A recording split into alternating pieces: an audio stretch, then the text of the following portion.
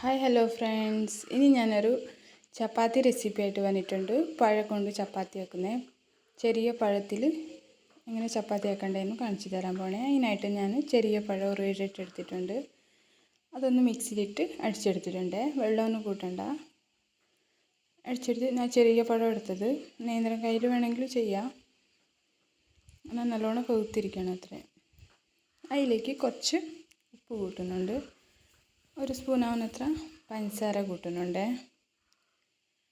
പിന്നെ ഗോതമ്പ് പൊടി, ആട്ടപ്പൊടി ഉണ്ടല്ലേ, അത് നിങ്ങൾ മിക്സാക്കിക്കൊണ്ട് കൂട്ടിക്കൊണ്ട് വരണം എത്ര വേണമെന്ന് പറഞ്ഞ്.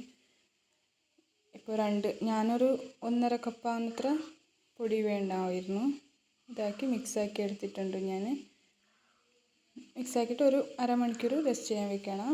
മുകളിൽ കുറച്ച് എണ്ണ വെച്ചിട്ട് ഒന്ന് റെസ്റ്റ് ചെയ്യാൻ വെക്കുന്നുണ്ട്.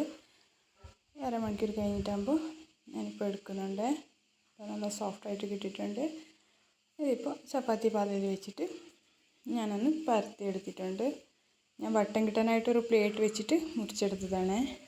അത് ചട്ടിയിൽ എണ്ണ തേച്ചിട്ട് ചപ്പാത്തി നിങ്ങൾ എങ്ങനെ ചുട്ടെടുക്കുന്നോ അതേപോലെ ചപ്പാത്തി ചുട്ടെടുക്കുന്നുണ്ട്. നല്ല ടേസ്റ്റ് ഉണ്ടാവും. കുറച്ച് മധുരം അങ്ങനെ പഴത്തിൻ്റെ ഫ്ലേവറായിട്ട് നല്ല ടേസ്റ്റ് ഉണ്ടാവും. എല്ലാവരും ട്രൈ ചെയ്ത് നോക്കി.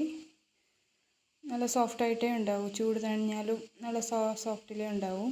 എല്ലാവരും ട്രൈ ചെയ്ത് നോക്കി. Thank you.